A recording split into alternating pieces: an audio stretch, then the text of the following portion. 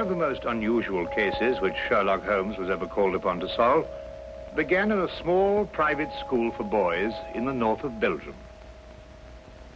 The boys' dormitory at 4 in the morning, lighted by a full moon, looked quiet and peaceful. It would have been difficult to imagine that here began a train of events which filled 4 graves before it was stopped.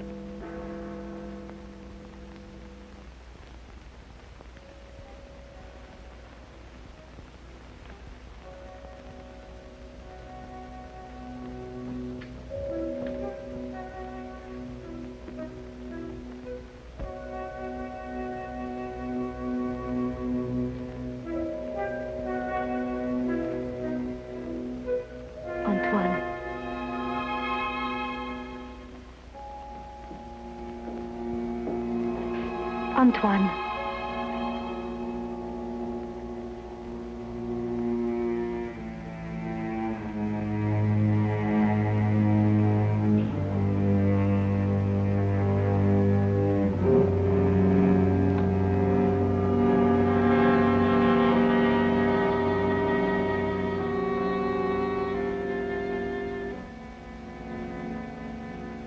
He has gone out. Didn't you try to stop him? I called his name. Either he did not hear or pretended not to. I was afraid to startle him.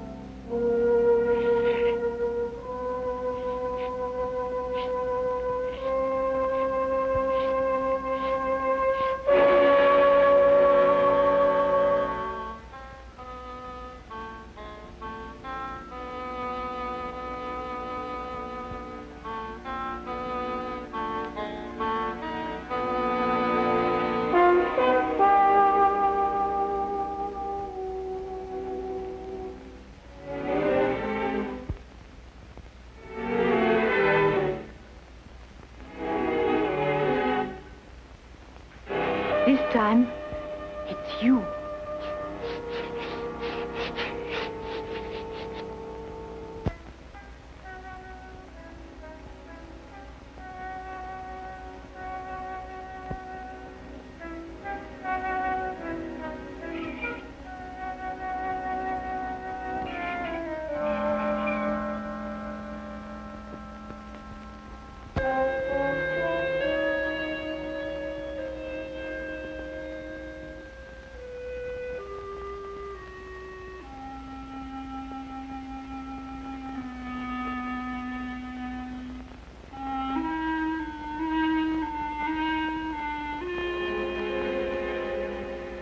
Monsieur Caron, is there anything wrong? No. Nothing, Antoine. Go back to sleep. What are you going to do? The police? It'll be the end of my career. Should have to close the school. Send the boy away? Would that stop it? I suppose not. It's horrible. 3 deaths in 3 months. Each one foretold by the writing on the church steps. I still think the police... No. But your own life... I've never felt in better health. And if I'm careful to keep out of drafts and avoid falling downstairs... How can you joke at a time like this? There's a man in London He's solved cases even more hopeless than this. Sherlock Holmes? You thought of him? Let me write to him.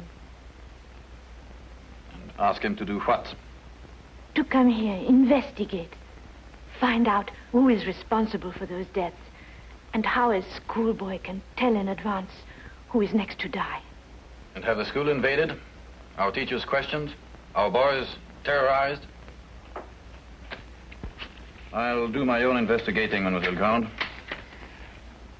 In my own way.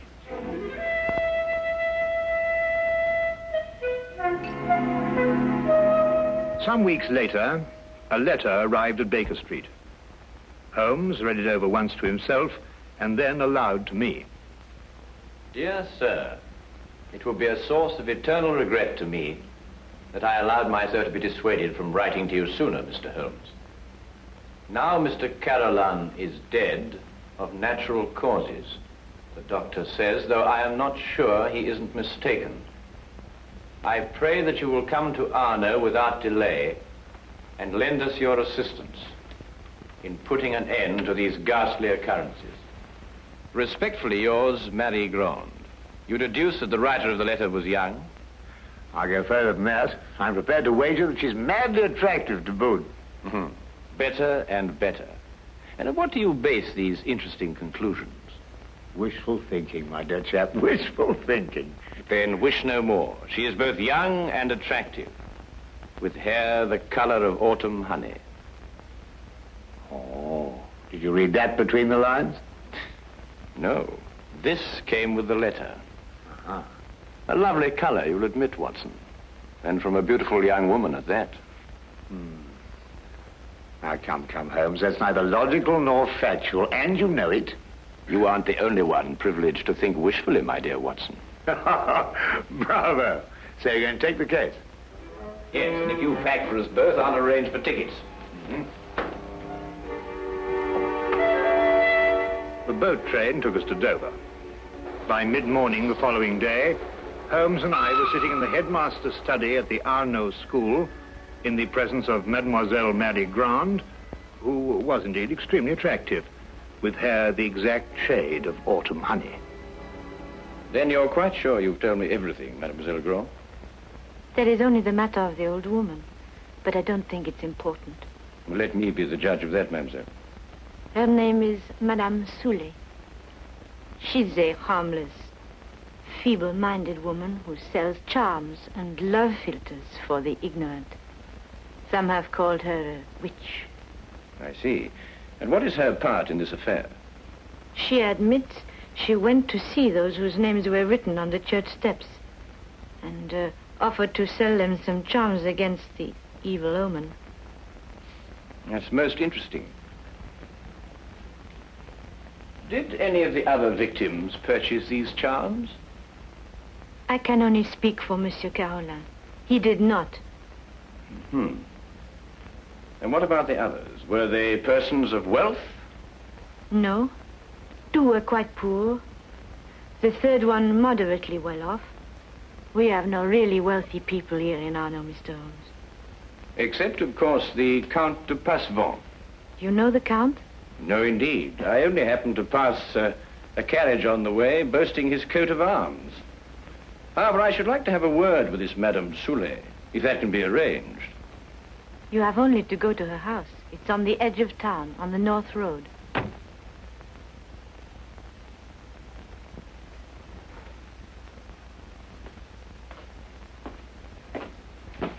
Monsieur Mlle, this is Monsieur Holmes and his friend Dr. Watson.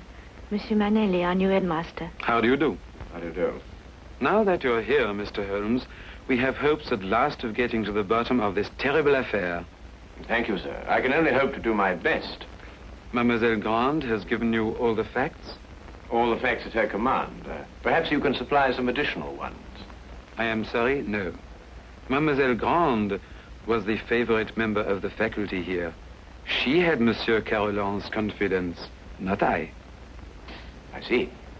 And now that I've had the honor of meeting you gentlemen, I hope you will forgive me if I go to meet my class. But certainly. By the way, mademoiselle, Dr. Dimanche is waiting in the vestibule. Did you send for him? Yes, I did. I'll go and fetch him. I'll be back directly.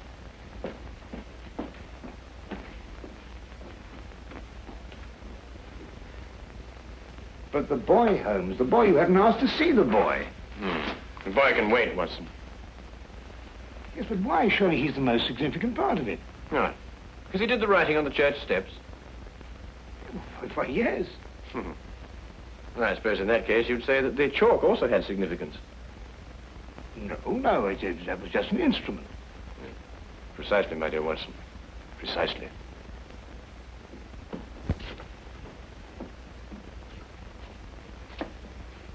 Mr. Holmes, this is Dr. Dimanche. Mr. Holmes and Dr. Watson. Delighted. How do you do, Doctor? Always happy to meet a colleague. Thank you, so am I. I hope I haven't kept you waiting. I came as soon as I got Mademoiselle's message. Won't you sit down? Thank you. Mademoiselle Grande tells me that you're the physician who attended Monsieur Carolan shortly before he died. Yes. My last examination of him gave me no hint of what was coming. I see, and yet you're positive he died of natural causes. There's no doubt about it. I believe 3 other persons died recently in Arno, shortly after their names appeared on the church steps. Did you attend them also? Arno is a small town. I'm fortunate or unfortunate enough to be the only doctor here. Previous to your present fortune, or misfortune, you practiced in Paris, I understand. I see Mademoiselle Grande has briefed you well. I told nothing of your past, Doctor. Then how do you know? Well, you dress with the flair of a Parisian. And if you've been living here any length of time, I should imagine you would have acquired a more homespun costume. I might have ordered these from Paris. On the income of a country physician. What do you think, Dr. Watson? Hardly likely, Holmes. Capital, Mr. Holmes. Your powers of deduction have not been overrated. But you didn't ask me here to discuss my clothes or my income. How can I help you? Dr. Dimanche, of what exactly did Monsieur Carolan die? Heart failure. Were you carried out a post-mortem? There's no need. The signs were obvious. I see. And you saw nothing suspicious, either in the case of Monsieur Carolan or of the other victims? Not one thing, Mr. Holmes. That's interesting. Perhaps you'd care to put forward a theory of your own as to the connection between the prophecies and the deaths. I have no theory. The explanation lies either in the most extraordinary combination of coincidences or in some sort of provision on the part of the boy, Anton. Do you believe in prevision or telepathy? Years ago, my professor at Salpêtrière did suggest there might be something in it. For myself, I don't know. I neither affirm nor deny. Then I believe you can tell me nothing more for the present, Dr. Dimanche. Don't hesitate to call on me again. Though I must go back to my surgery, I may have a patient waiting. You never can tell. I'll be here early tomorrow afternoon for the monthly examination, mademoiselle.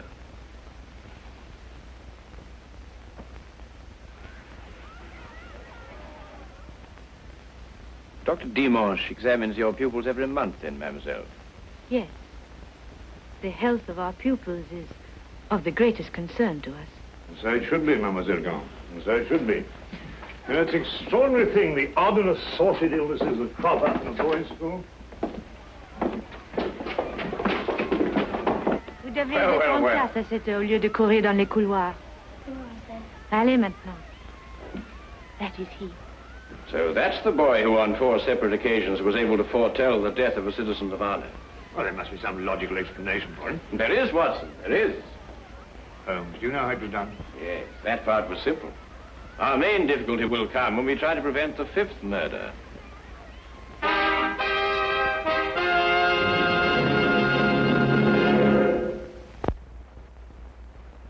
Turn to the case of the deadly prophecy.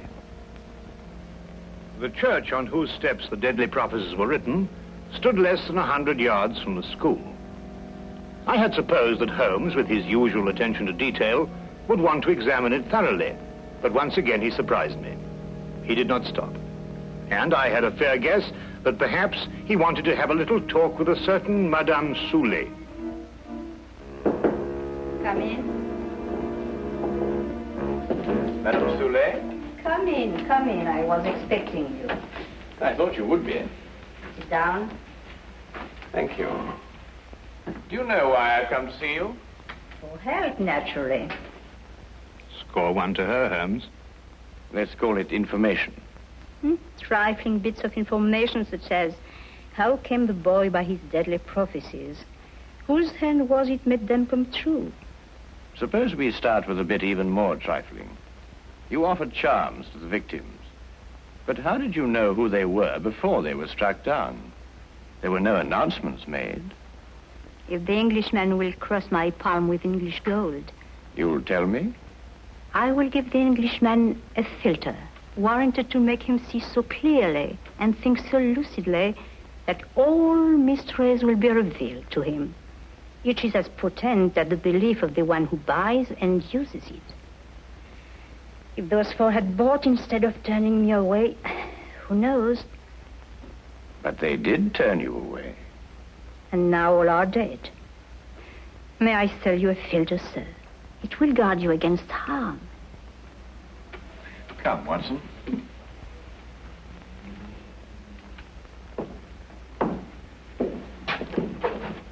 Good day, Madame Sule. You are a wise man. You say little and listen well. Good day to you, sir.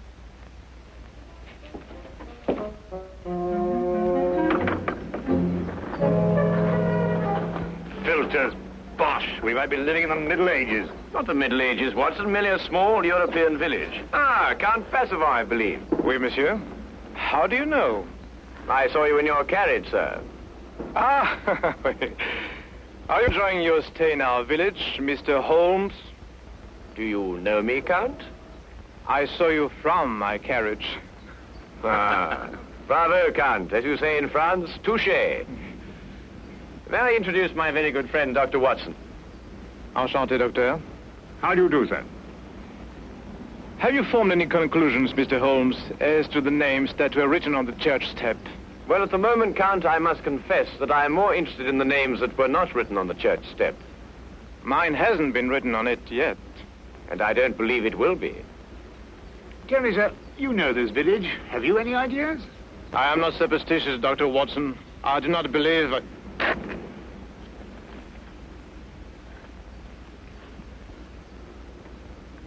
You're not superstitious, Count? Madame Sule's filter, at least, can do no harm. Good day, monsieur. Good day. There were a few points about this case which Holmes thought could best be cleared up in Paris. He had asked me to go alone, as the following night there would be a full moon, and he wanted to stay in Arno to be on hand, just in case.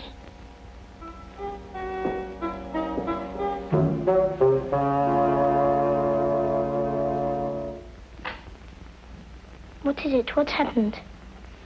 Nothing at all, Antoine. You were walking in your sleep. Now be a good boy and get back to bed. I can't. There's something I must do. Not tonight. Not tonight, Antoine. Yes, sir.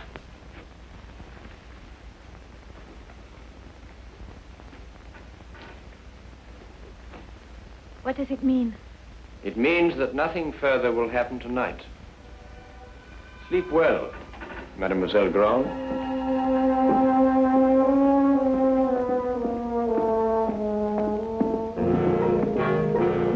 The carriage came to fetch me at the station.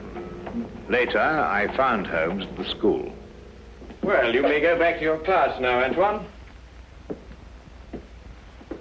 Well, Watson, did you have a successful trip?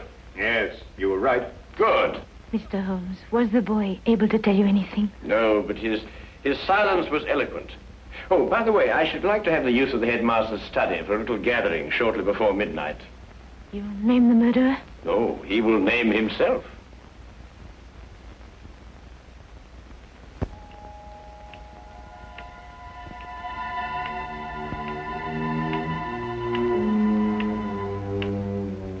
It's almost midnight, Mr. Holmes. Must we wait much longer? Good evening, Count. I think you all know Count Passavant. Count, you met Dr. Watson in front of Madame Sule's cottage. Would you be so good as to take that chair, Count? I expect you're all wondering why you've been invited here at such a late hour this evening. Well, we are concerned with the murder of Monsieur Carolan and of 3 other citizens of Arno before him. Mr. Holmes are sure they died natural death. I happen to believe that they were murdered. Now, the question is, with what motive? Profit? But these were ordinary people of modest means. The murderer could scarcely hope to enrich himself at the cost of their lives. Now, a thought occurred to me, and I decided to go and see Count Passavant and ask him if his life had been threatened too. It has been. And this is the feature of the case that most intrigues me. Blackmail has often been the prelude to murder, but here, for the first time, murder became the prelude to blackmail. What was demanded of you, Count? 100,000 francs. And if you didn't pay? My name was next to appear on the church steps. So you see, extortion was the motive from the first. And to that end, an atmosphere of terror was built up by means of 4 successive murders. It would take a man of superhuman courage to resist. But, Mr. Holmes, the names were written by one of our pupils. What possible connection could an 8-year-old boy have with such a scheme? Yes, Anton. Just an unwitting tool. Of whom? The blackmailer must be someone who could have poisoned 4 people. Don't distress yourself, Madame Sule. The killer meant suspicion to fall on you. But a person of your simple habits wouldn't play so dangerous a game. No. There is a suspect close at hand, who not only had an expert knowledge of poisons, but to whom the boy has been far more accessible.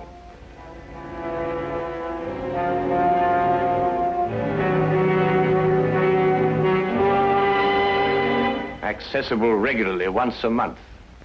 This suspect was once a pupil of Dr. Charcot, who lectured on hypnotism at Salpêtrière Hospital in Paris. It would have been as easy for him to send Antoine on his monthly errands as to wind up a mechanical toy. Dr. Watson? Yes? Yesterday in Paris, you made certain inquiries into the character and education of this suspect. What did you discover? I discovered that he was a spendthrift and a wastrel who had quit Paris in order to escape his creditors. It's a lie. Calm yourself, Dr. Dimanche. I, too, have dabbled in hypnotism. This morning, Antoine and I had a little talk. I suggested that he come down here at midnight and point out the person who instructed him to write on the church steps. The person he was instructed not to remember when out of the hypnotic trance. It lacks but 1 minute to 12 now.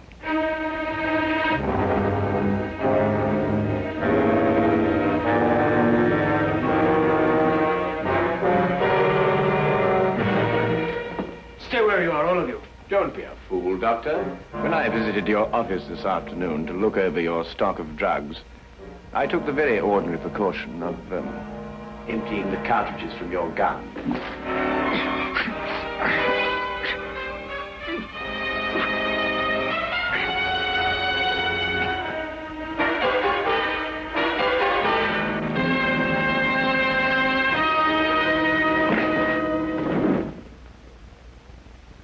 Should we wait for the boy to make the identification, Mr. Holmes? Mademoiselle, Mr. Holmes's deductions are always completely truthful and completely accurate. But the methods by which he achieves these ends are not always so straightforward. He said that he'd hypnotized the little boy to have him come here tonight at midnight.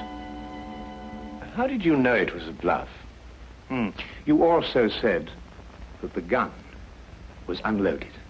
Oh,